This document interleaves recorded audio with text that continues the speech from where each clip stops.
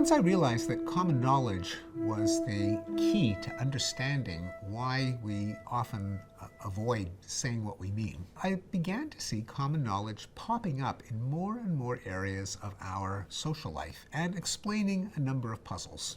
And one of them brought me back to a lesson in Jewish Sunday school from when I was 10 or 11 of Maimonides' ladder of tzedakah, of righteousness or charity. Maimonides being the great medieval Jewish philosophy in the Arab Empire of the time.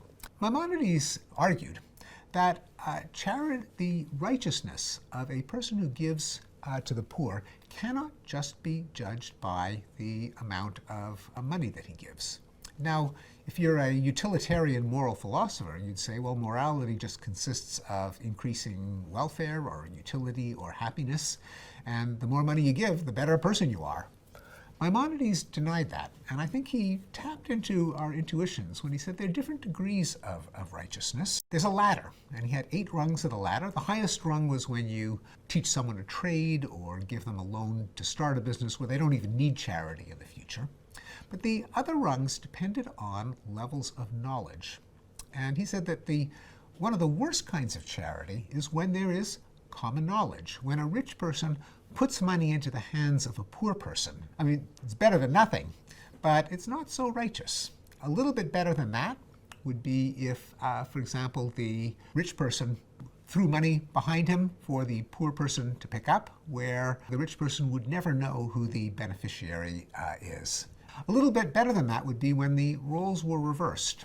When, say, the rich person left a donation on the doorstep of a poor person, so the rich person would know who the poor person was, but the poor beneficiary would not know who the rich donor was.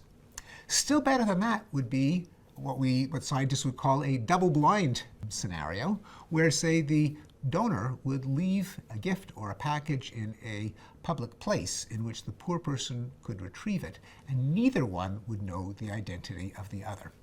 So according to Maimonides, it isn't just the benefit that matters in terms of moral value, it's the states of knowledge of the donor and the beneficiary. Common knowledge, worst, double-blind, best.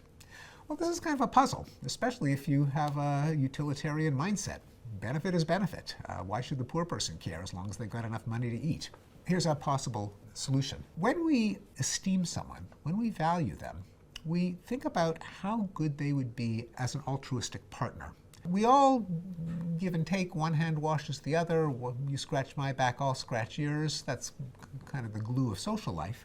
But some people are more generous than others. Some people will drive a hard bargain and will do the bare minimum to get something in return. Others have more generous terms. And as we decide who we want to affiliate with, who we want on our side, who we want in our foxhole, we're always mindful of signs that the person is just generous in their bones. Now, no one is completely generous, but some are more generous than others. And we look for the person who isn't always calculating, well, what's in it for me? And in making that character judgment, knowledge matters. Because with a common knowledge gift, the person giving the gift is in a position to demand repayment when the time comes. Like in the famous opening scene of The Godfather, in which Vito Corleone says, someday, and that day may never come, I will ask you to perform a service for me. And on that day, I hope you will remember the justice that I have given you on my daughter's wedding day.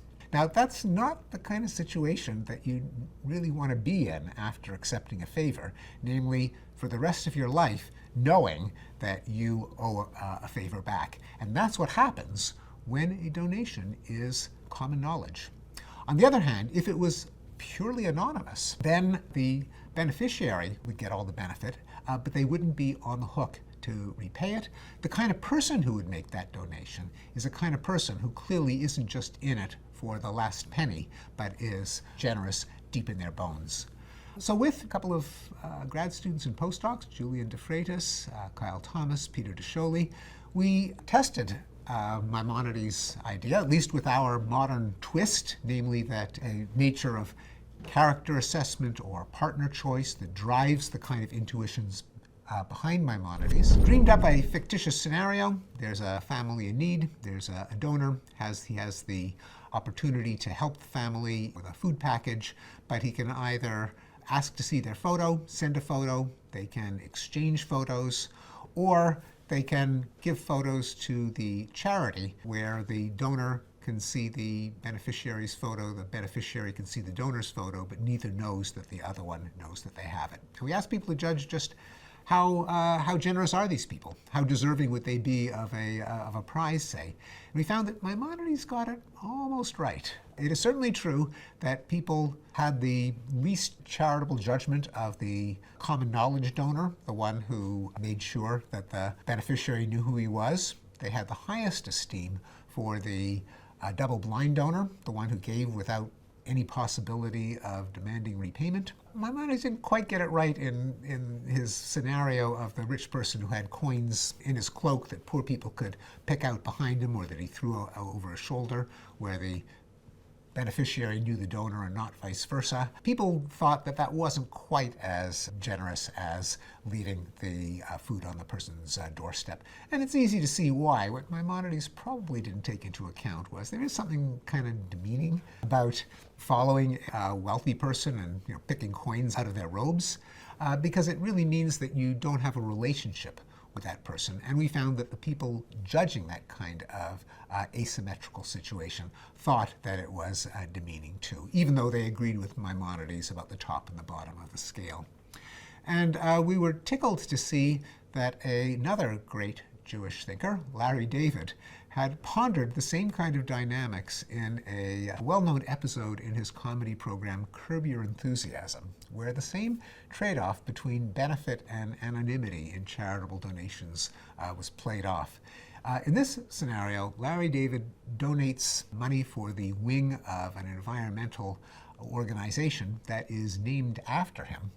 Then he learns to his chagrin that his arch-rival, Ted Danson, has also donated money for the other wing of the building, anonymously, but it leaks out that he was the anonymous donor. Faux anonymity was the title of the show.